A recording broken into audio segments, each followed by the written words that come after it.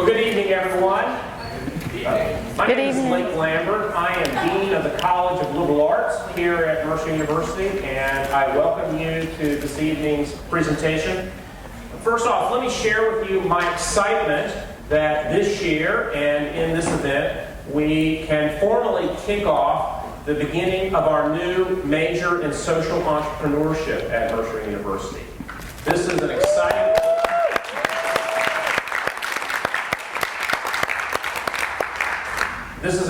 development for Mercer and for our students as they now have the opportunity to explore how to solve local and global market forces for the public good. And I'm very grateful for Dr. Glennon and his leadership of this program, and also very excited about the students who have already signed up as our new majors for this program. I'm also very excited that our guests are here, the women of Thistle Farms in Nashville and Becca Stevens as our speaker. I have an interesting connection which I shared with them. They have spoken at my previous institution in Iowa. That's how I heard about them, oddly enough, all the way from Iowa, even though they were just in Macon not too long ago. But I am so excited that you're here, I'm excited that they're here, and I am especially excited about our new venture in social entrepreneurship. Thank you. Good evening to everyone. And you all have to bear with me. My voice has been in and out, right? So just hold on and bear with me. So my name is Katrina Robertson, and I'm one lady of the couple of women that you all have heard here, of the sweet lady that's at the table selling those beautiful bath and body products that we proudly make at Thistle Farms. I'm 44 years old, and I'm a graduate of this amazing community called Magdalene. Having suffered sexual abuse at the hands of my stepfather when I was age 11, made it real easy when I was introduced to marijuana and beer at age 15 to grab a hold to it, to kind of numb some of the pain and the confusion and the uncomfort that I had felt for years from my stepfather molesting me. My biological father was never in the home. And then winding up smoking crack that took me to a place of no return. But I am so grateful, I am so grateful after being on the streets for 25 years, prostituting, robbing people, stealing, doing whatever I had to do. And it even goes as far as a sweet baby named Tara who's been charged with a homicide.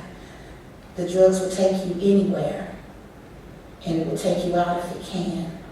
But I'm so grateful that after all that time of being on the streets, having no hope, being homeless, that there was a lady with a vision, just a small thought, as she says it. And that it provided a safe place for me. We call it sanctuary in this community. It's a place where I could come and talk about what had happened to me and how I made it to the streets. But what was more important was that they were telling me that, yeah, that stuff did happen to you and this is what you've done, but you don't have to stay in it. And they provided that place for me. I was able to come to Magdalene and stay 2 years. I did some intensive outpatient. I had to live that sexual abuse that my stepfather did to me. But what was good about it was once my body was clean of the drugs, and I didn't want to be jumping out of cars with strange men, having sex for money. That they said, you know what, you want to go to this place and work? And I was like, yeah, I sure do. So they said, we're going to let you go to Thistle Farms. And I was like, okay, sounds good to me. So Thistle Farms was started because in 1997, after Magdalene was started, in 2001, the first women were getting clean and staying clean. Right? It just started out as a thought that Becca had. But it was actually working. For women who had been on the street for 25 years like me, the women were staying clean, in and out of jails. The women were finally staying clean, right? But it didn't make sense to provide women with a safe place to go to get off the drugs I tell her, don't prostitute anymore, sweetie, but she not have any way to support herself. So that's what Thistle Farms is. It's a workplace for the women of the Magdalene program. We get to come into Thistle Farms and we get to learn some much needed life skills, not just job skills, but life skills. Something as simple as getting to work on time every morning. Getting there on time. Just turning on the computer and clicking on the computer. Just learning how to talk to my fellow sister without screaming and cussing and talking defensively like we did on the streets. The simple stuff that we really needed to learn. So they asked me if I wanted to work on the sales team, work in the sales department. And I was like, no, it's not something I think I want to do. And I love my job. I'm the National Sales Director for Thistle Farms. I'm on a team of 5 women that manage 208 stores across the country. People everywhere love us. We're in 13 Whole Food stores. 8 of those stores are right here in Atlanta. So if you live in the Atlanta area, go to the Whole Food stores and buy some more products there if you don't buy them tonight. I think about I think about how it started for me and how it was just a safe place for me to come to after being on the streets 25 years. And it's so much more than that. It's so much more about that than that. It's not even really about me anymore. There are some women that are coming off the streets now that don't have any hope, right? And it's for me to pass on what has been given to me. So once I graduated from the Magdalene program, they helped me build and buy a brand new house. So I went from being homeless to a homeowner. Thistle Farms pays my mortgage. They pay me a salary. They pay my mortgage. This is how I support my family. 2 years ago, I got married. Can you believe it? I used to be a prostitute and now I'm somebody's wife. And it's all because a lady had just a thought that she wanted to bring 5 women from the judicial system in to what she would want if she had been on the street, and it was a house of luxury. So I now want to introduce to you all the lady who had this small vision, Becca Stevens. Here. Thank you so much. We are glad to be a part of the setting of the new Entrepreneur Center here, and really glad to join with you as you imagine some of your maybe own ideas in starting social enterprises. I think a university is a great place to start thinking about what are some of the injustices you see in the world, what are some of the thoughts that you have, and how would those thoughts take root and have life if you had a space and a place to let them grow. I am a chaplain at Vanderbilt University, and it was a great place to start an idea for a social enterprise. There's not a better place than a university to kick around new ideas, right? People don't just say, that'll never work, don't do it, that's a bad idea. People will explore with you, and especially I think students are open to the idea of trying something new. And so it was probably took maybe 2 to 3 minutes to think of the idea of Thistle Farms. You have that beautiful space between thinking a thought and having it come to life just by speaking it. It's just a moment.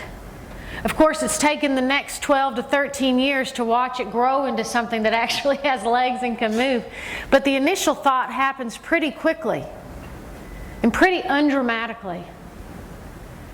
And really the thought was, how are the women supposed to be staying clean and sober? And how are we supposed to be talking about we love women coming off the streets? We love them without judgment.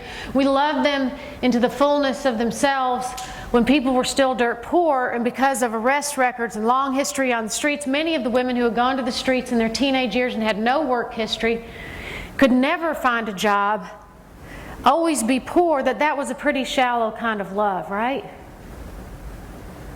So it was a natural thing to me to think of a way that we could just start a business and start making some money.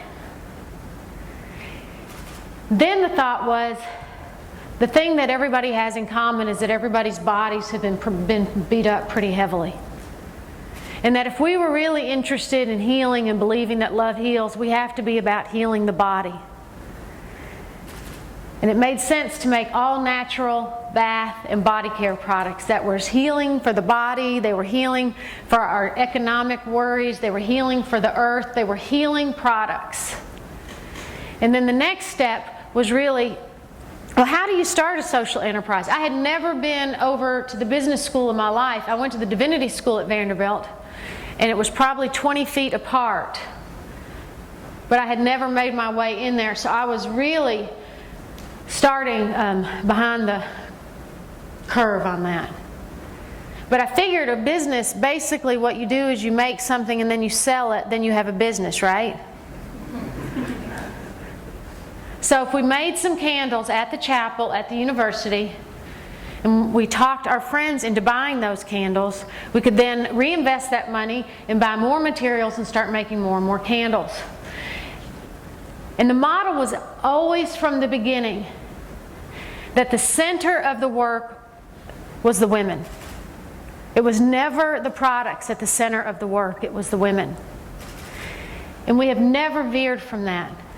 And now it's not just the women, it's the new women coming in, that you welcome the stranger, and the place of hospitality is the most important thing when new women are coming on board to the company.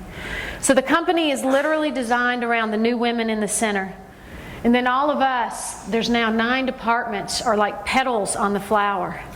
And as the graduates move out and take leadership and become part of the management of the company, they move from the center into the petals of our organizational chart, which looks very much like a flower. And that is so, I know that's so girly, I know that. But it's a decent model, and you can change it to anything circular with branch things on it if you want it to be less feminine. But it's a good model.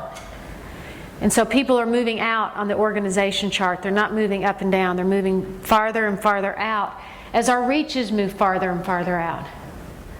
One of the best things that we have at Thistle Farms always has been the students that have been involved and brought new eyes and new energy into the work.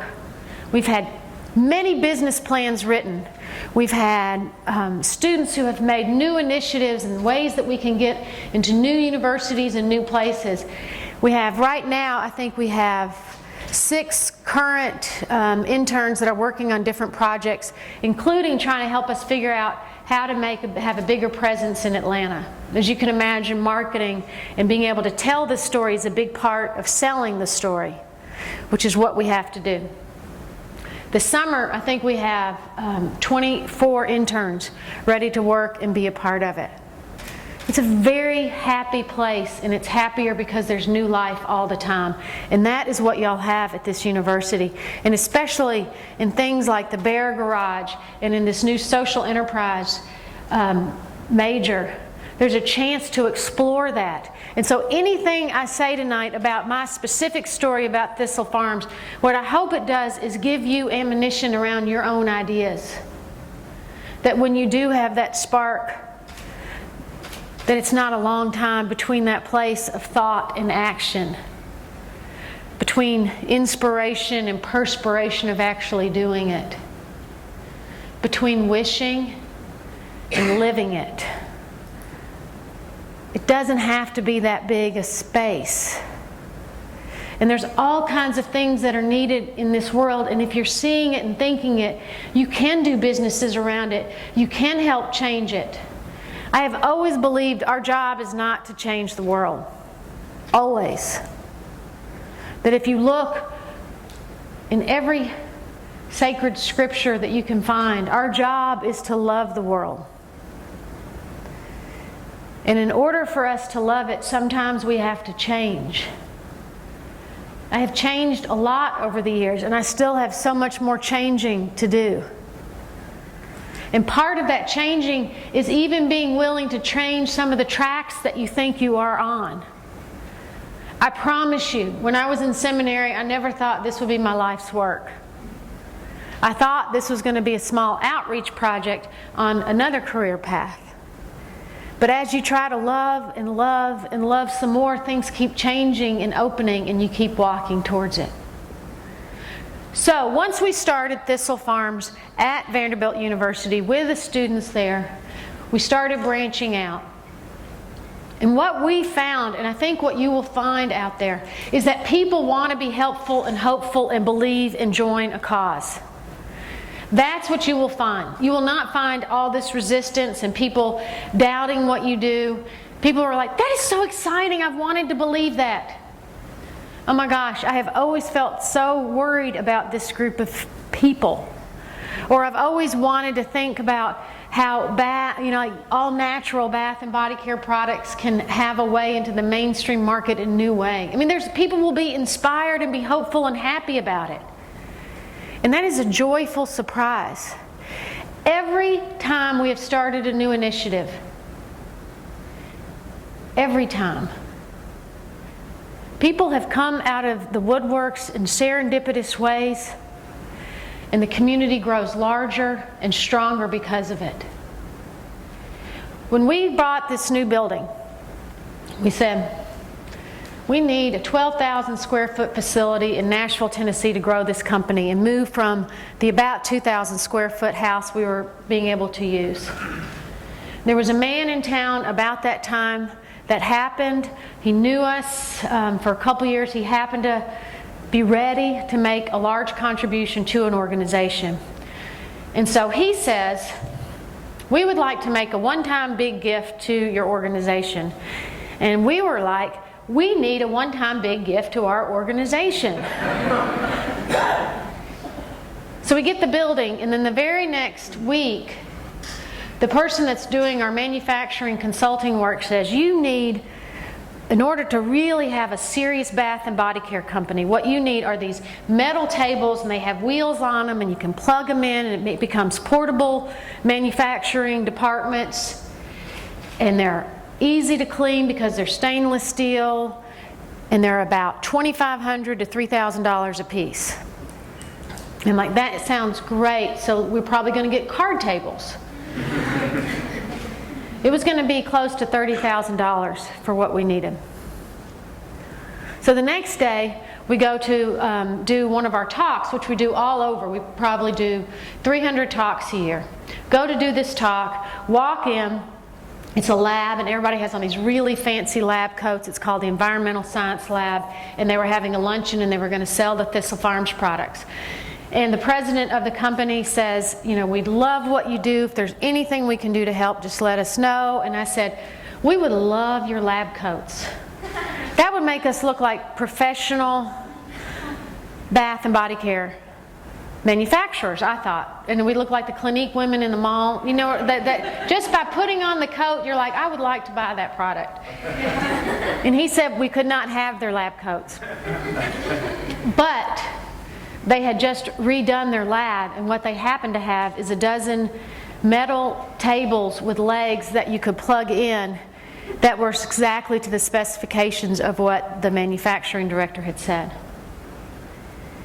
You have to trust when you feel moved and you're going in these directions that there's a larger force at work that you can kind of relax into. That's fun, right? For somebody just to give you a dozen metal tables, it's like if there had been a week before, I would have said no thank you. And a week later, I would have spent probably $30,000 that was fairly hard to raise. Over and over again, the work in social enterprise, when you're doing it from a place of your heart and a community comes together, it is a powerful experience. And I dare say it is a rich experience. That you can do this work not on a string, but you can do it in a rich pool. The idea of lavishness in our social enterprise work is very, very important to me.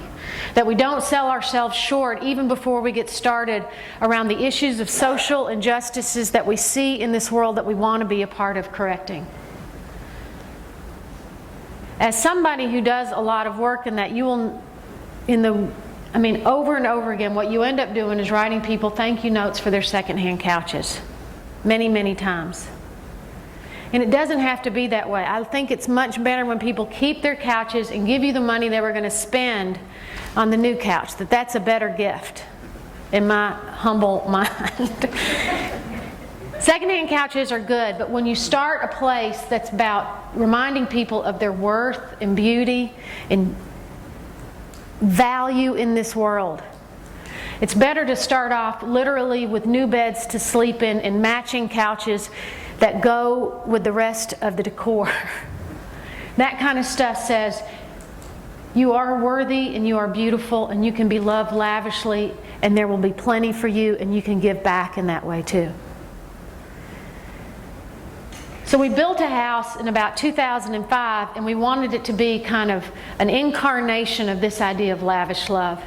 And we built a house for 8 women and it cost right around $1 million to build it. And we've never taken on any debt as a company, Magdalene or Thistle Farms. We've never taken any federal or state money. So we raise all the money on the front end and then build things. About that same time, there was a woman named Gloria who was being sentenced for possession and prostitution. And the trend has been in Tennessee to go longer and longer in sentencing. In the United States of America, there's 2.5 million people right now in the penal system, and about 7 million people if you count all those who have been through that system or are still a part of it in the last 10 years. It's the largest number in the world.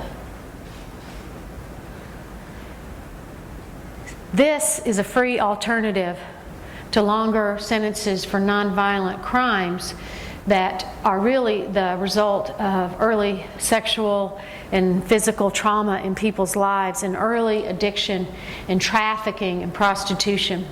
So Gloria's getting sentenced, and we said, we would love to have Gloria as a part of this program. She fits exactly some of the similar war stories of the women who are coming through Magdalene.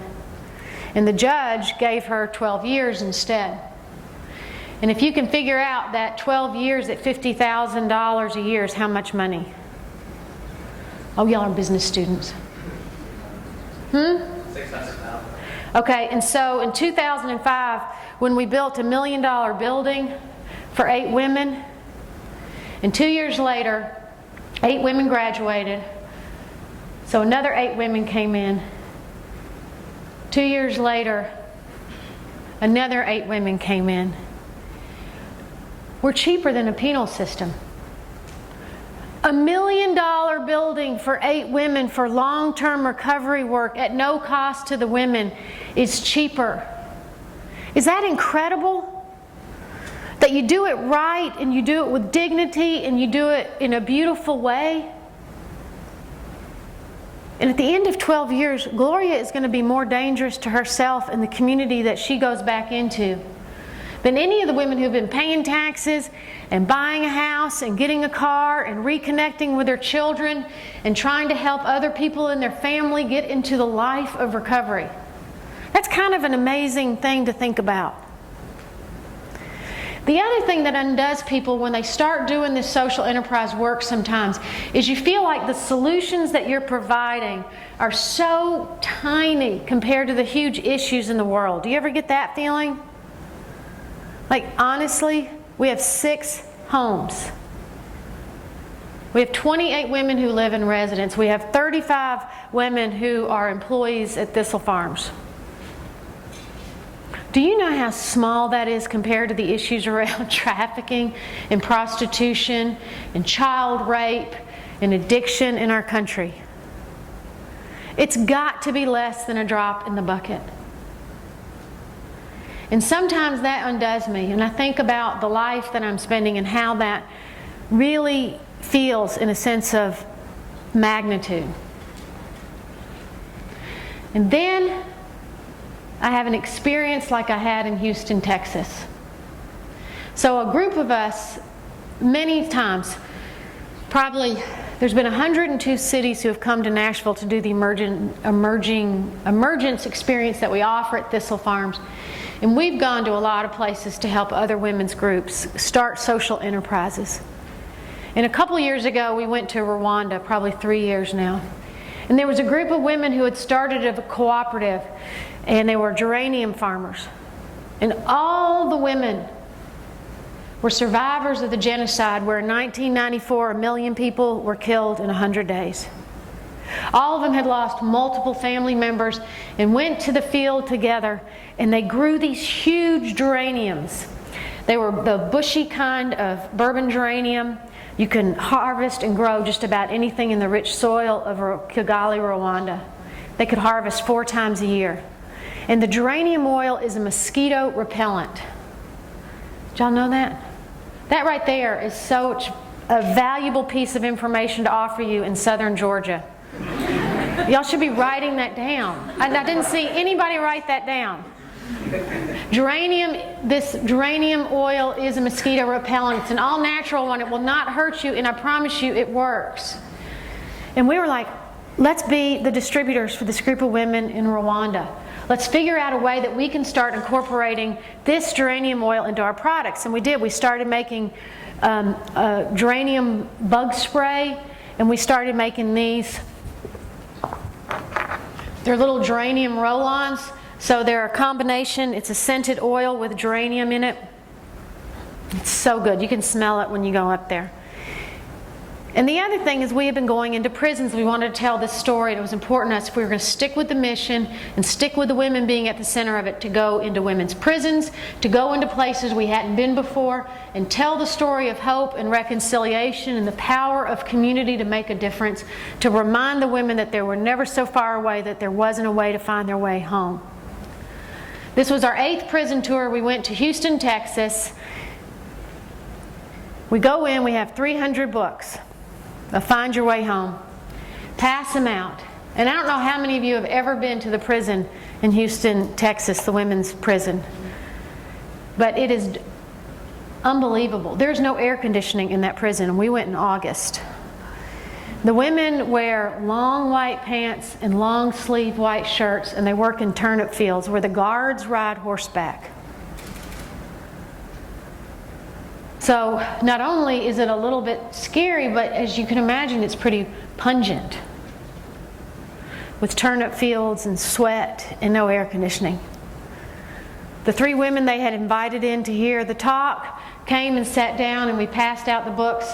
I sat down right on the front row as some of the Magdalene women told their story, and some of the musicians from Nashville shared some songs about hope. And the woman next to me, about 10 minutes into the program, opens the book and just starts smelling it and breathing in the book. What is that? That smells so good. You would be surprised. It's the small things that make all the difference.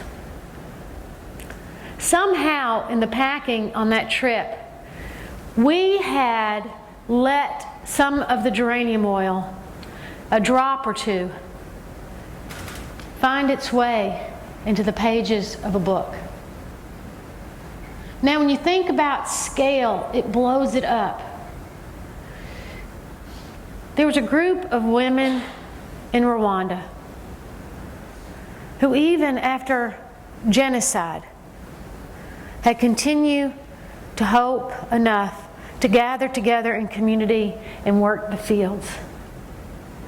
And a drop of that oil had somehow made its way across that ocean to a group of women in Nashville, Tennessee, who on every product write "Love Heals," and had stirred that drop of oil into some vial.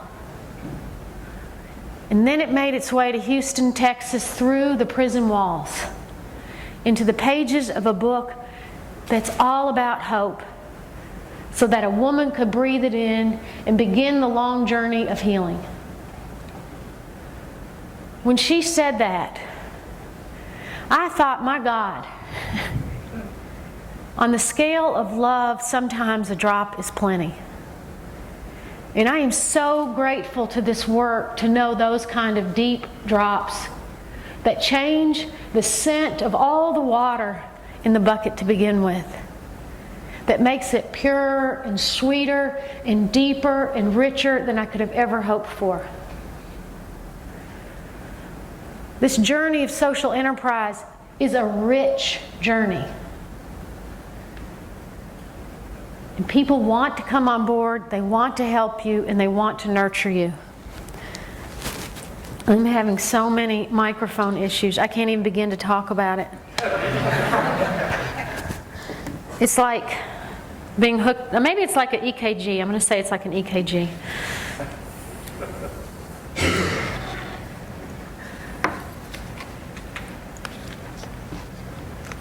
The way that we're structured at Thistle Farms right now that I think is really important for you to know is that when you do social enterprise, there's still a myriad of social enterprise models that you can buy into. You don't have to buy into one and be right at all.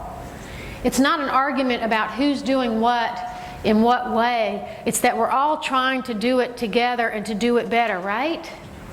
That we're working together to solve some of the hardest problems that have been with us for a long time.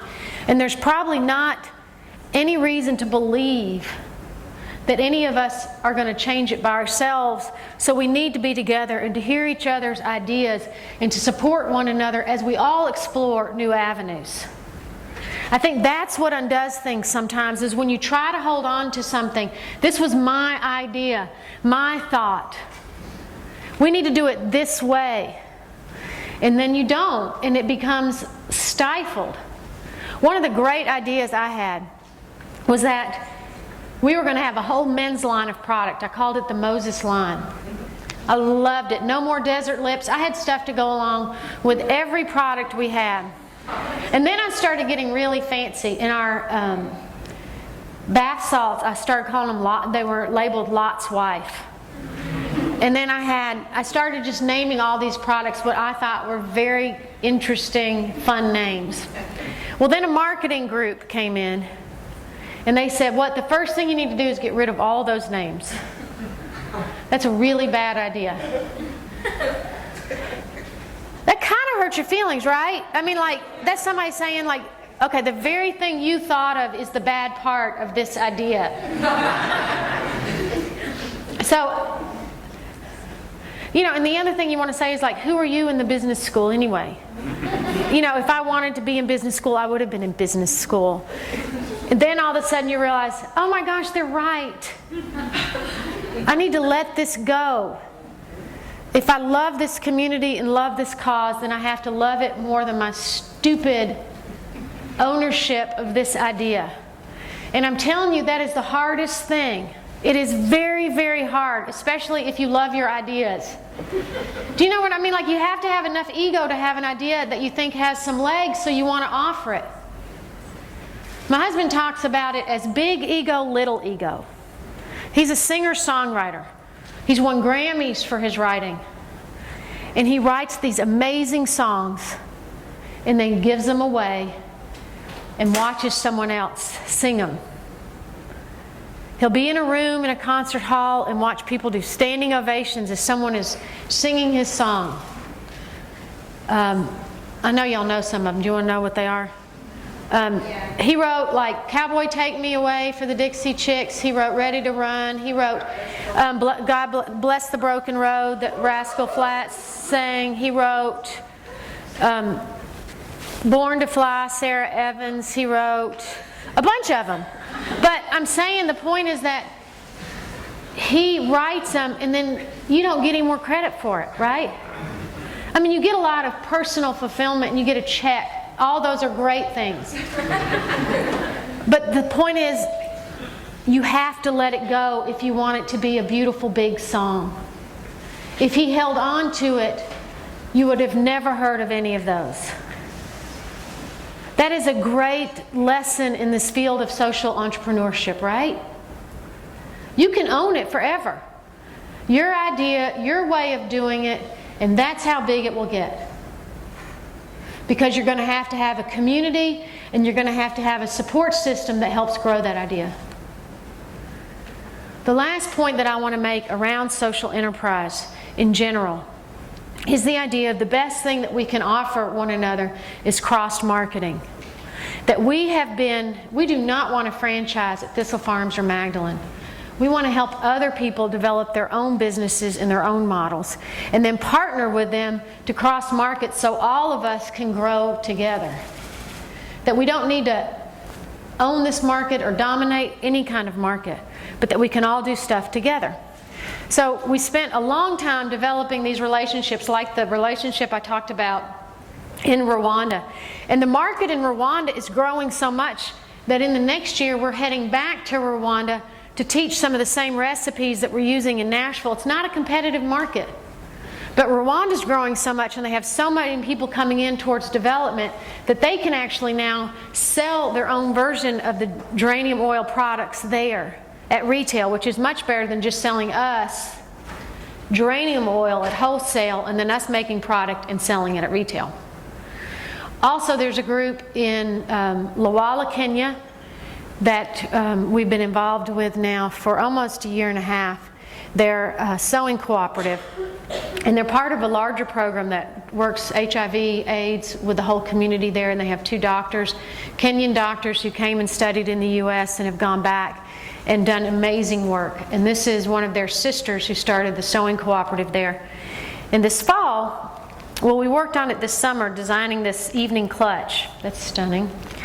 And filling it with different products. And so they've been making all of those. In our first run, we just said, let's try, see how these evening clutches do. We made 800 of them, and they were gone in about 6 weeks, and which was great. So we're on our second run of them already. And then we partnered with a group in Accra, Ghana, who works with all young women coming off the streets who are teenagers but also have babies. And so this is a safe place for them to come with their children. And they make beautiful products. This is just a very, very small sample of what they make. They do a lot of recycling. It was started by a young woman from North Carolina and a young man at the University of Ghana. They joined forces and they recycle materials and make all kinds of bags. But this is what they made for this product, our bracelets. And then we added the geranium roll-on oil so that you could smell good and not have to worry about mosquitoes when you go out. And the idea is that it becomes fair trade. That's the idea. That there's something better out there than fair trade. Especially if you're thinking about some of the real injustices and really having a big impact on those injustices. So what fair trade means is, if you provide me the geranium oil, I will give you $3 for a pound. I don't know.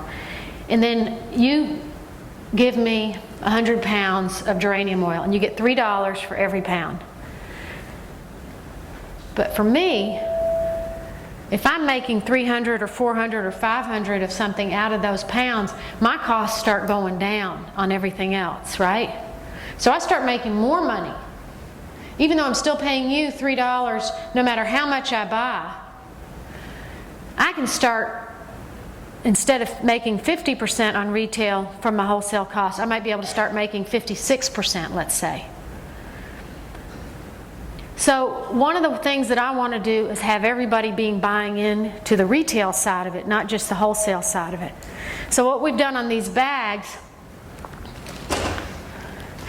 is that we do pay $3 for the bag, and $3 for the bracelet, and $3 for the geranium oil, and altogether, let's just say 10, because I can do better with 10. So 3 plus 3 plus 3 plus 1, let's say 10. Okay, so this is $10. So we pay all the wholesale costs, and it's $10. Then anybody gets to sell it at retail for however much they want. So in other words, a band who has a big group of supporters in North Carolina, because that's where their founder was from at the University of North Carolina, who started as a social entrepreneur at that place, goes and sells 200 of them to her constituencies, and she makes the retail sale. A band does. But we still get our money out of the wholesale side. And the same is true for the other organizations that do it. And all of a sudden, the incentive for everybody to be selling this and for everybody to start cross-marketing, and now people that know about Thistle Farms know about A-Band, and now that people know about A-Band start to want to carry Thistle Farms products in their store. That's happy, right? And nobody's has to take ownership of it or figure out how they can corner the market on it. We can join forces together. When you do this work, if the mission stays true and stays at the center, one of the myths is that you will make a ton of profit. That's not what it's about. If the workforce is at the center of it, you will continue to reinvest that money so that your workforce increases and you will not make a huge profit. For us, when Katrina talks about learning all the skills and the training, it's about 6 months where a woman comes into the program and has to be trained in every area before they actually start helping the company generate any money. That whole 6 months she's drawing a salary and paying back the court costs she needs to pay back, getting her teeth fixed, making sure she can get her license, getting an attorney to start seeing what it looks like to reconcile her credit. All of those things that are such pressing and hard issues. So to pay for that, the way it works, this is one of the things I want you to think about, because I know everybody talks about triple bottom lines, and there's probably even more than that. You can make as many bottom lines and value added and all of that you want, and I know you're hearing all of that stuff in the schools you're in, which is all beautiful. But the thing that's so beautiful about the social enterprise and the social entrepreneurship is it helps you raise money back for any nonprofit that you want to be a part of. So if we generate, this is how it works at Thistle Farms, we generate about $500,000 in sales this year.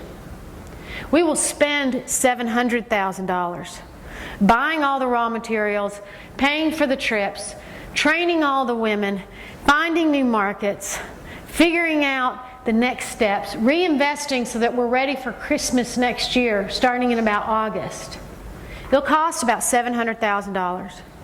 So what you do is there's a new category in your accounting, which is basically education and training. And it is much more attractive to any donor out there to think 35 women are going to receive associate level college education for about $150,000. That's amazing. Then the social enterprise opens all these doors to help support the fundraising aspect of what Magdalene is about. So it opens doors for us to go in and to be able to say, there are no longer, like you heard on the piece on NPR, 80 women on the streets waiting to get in. There's close to 125 on the last count. One of the myths out there is there's enough. If you want to get off the streets, if you want to make drastic changes in your life, there's all kinds of ways to do that. That is a myth. This world is hungry for your ideas, hungry for what you have to offer. We have women who have called us from every state. Our beautiful Thistle farmer here tonight, Jennifer, is from Ohio. She found out about us through a minister friend, right? A priest? Is that right? I can't see. You know, good news travels, and you hear about it, and there's all kinds of needs and all kinds of disparities between what the needs are and how much people can find.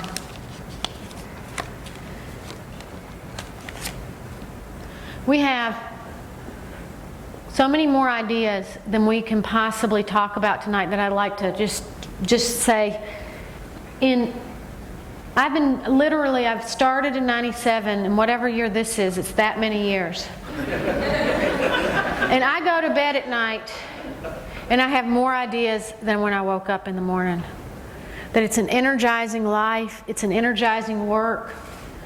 I did want to believe when I started out that love is the most powerful force for social change that we have in the world. And after witnessing all the transformations in individual lives and in communities, I believe it now more than ever. And I am so grateful for that. So we have an idea of starting a new Thistle Stop Cafe that we're going to open in the fall. We've started our fundraising on that.